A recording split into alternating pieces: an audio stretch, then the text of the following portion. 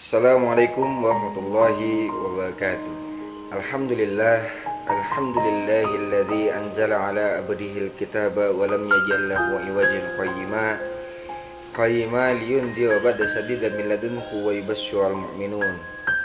Allahumma shalli wa sallim ala sayyidina Muhammad wa ala alihi wa sahbihi rasulillahi ajma'in.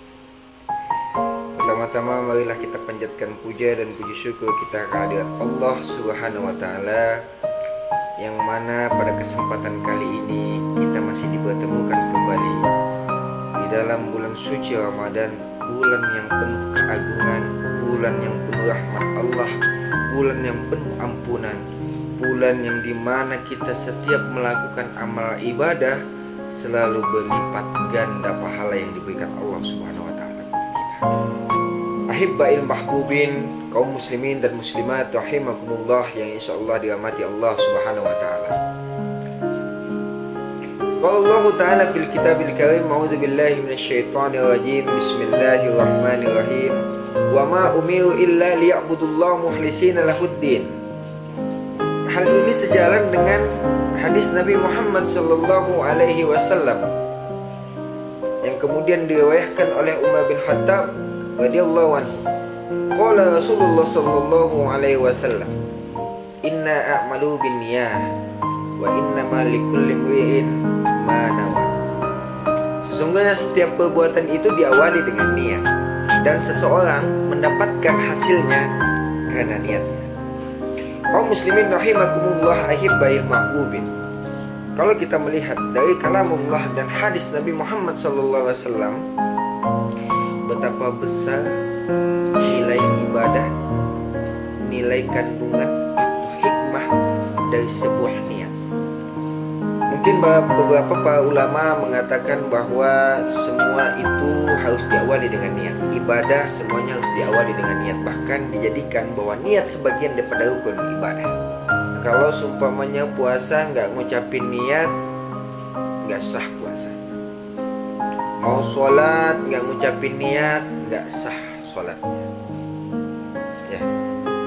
Tapi ada juga para ulama yang mengatakan bahwa niat itu nggak semata-mata harus diucapkan talaffuz, nggak harus selalu diucapkan secara lisan. Tapi niat juga bisa hanya dalam hati. Ya, niat hanya dalam hati. Maka ini tadi yang dikatakan bahwa niat itu sesungguhnya bukan hanya bagian daripada rukun ibadah, tapi niat juga menjadi ibadah itu sendiri. Coba kita bayangkan dan coba kita evaluasi, di bulan suci Ramadan ini adalah bulan di mana kita punya kesempatan yang luar biasa untuk melakukan amal ibadah, melakukan perbuatan-perbuatan baik yang kemudian mengharapkan ridhonya Allah Subhanahu wa taala, supaya kita mendapatkan pahala yang begitu besar. Tapi bayangkan kalau seumpamanya niatnya itu kemudian melenceng jadi niat yang kurang baik. Artinya apa? Mungkin karena kita ibadah Masya Allah, dipuji sama menantu, dipuji sama suami atau istri kita, dipuji sama anak kita, dipuji sama mertua kita. Wah, luar biasa menantu saya ini ya, hafalannya, baca Al-Qurannya ya, tilawahnya ya, puasanya nggak putus-putus, sholat malamnya nggak putus-putus, tarawihnya nggak putus-putus, Masya Allah.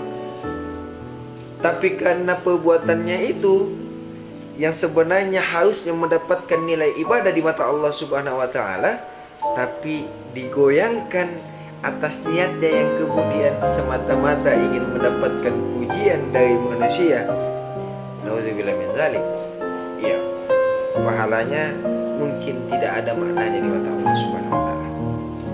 Gak bernilai ibadah di mata Allah Subhanahu wa taala. Makanya terkadang ada sebuah ibadah yang mungkin secara zahir dilakukan sangat baik, sangat sempurna, tapi karena niatnya melenceng, akhirnya ibadah yang dilakukan secara sempurna tadi tidak mendapatkan nilai ibadah di mata Allah Subhanahu wa taala. Mungkin ada sebagian nilai ibadah atau sebagian perbuatan ibadah kita yang kemudian secara zahir tidak terlalu begitu sempurna, tapi karena niatnya semata-mata menghadapkan ridha Allah Subhanahu wa taala, niatnya semata-mata hanya untuk Allah Subhanahu wa taala, mungkin pahalanya lebih sempurna dari orang yang beribadah secara zahir, secara sempurna. Tapi kaum muslimin dan muslimat rahimakumullah, ya, kita juga harus berniat yang wajar-wajar saja. Juga jangan kita melakukan niat yang kemudian di luar dari batas kemampuan kita. Ya Allah, hari ini di bulan suci Ramadan ini saya pengen sedekah 1M satu hari, padahal nggak ada duitnya. Masya Allah, ini juga nggak bagus ya, ini juga nggak baik. Karena Allah tahu kemampuan kita, Allah mengetahui isi hati kita. Kalau seumpamanya kita berniat hanya basa-basi, ya jangan. Karena niat itu juga jangan sampai dipermainkan. Karena ini adalah keajaiban dari sebuah niat. Maka poin penting yang harus diambil dari apa yang saya sampaikan ini adalah yang pertama, tajadi dunia.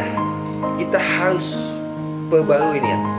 Jadi setiap apa ibadah yang kita lakukan, ketika ada hal-hal yang kemudian mencoba untuk mengganggu dan menggeser nilai ibadah kita karena niat kita yang kurang baik, karena mungkin saja niat setiap waktu bisa berubah, maka terjadi dunia. Perbaharui niat kita. Ya Allah, ya Allah, ya Rabb, niat saya ini hanya kepadamu ya Allah. Saya melakukan ini hanya niat untuk menghadapkan ridhamu ya Allah. Yang kedua, ta'didun niat. Perbanyak niat. Ya, perbanyak niat.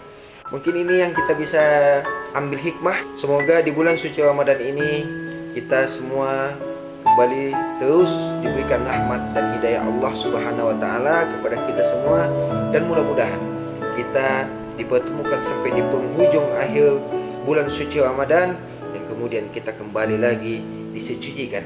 Kita kembali difitrahkan oleh Allah Subhanahu wa taala. Batin kita, jasmani kita disucikan oleh Allah, sehingga kita jadi orang-orang yang beruntung selama di bulan suci Ramadan yang mulia ini. Wabillahi taufiq wal hidayah. Assalamualaikum warahmatullahi wabarakatuh.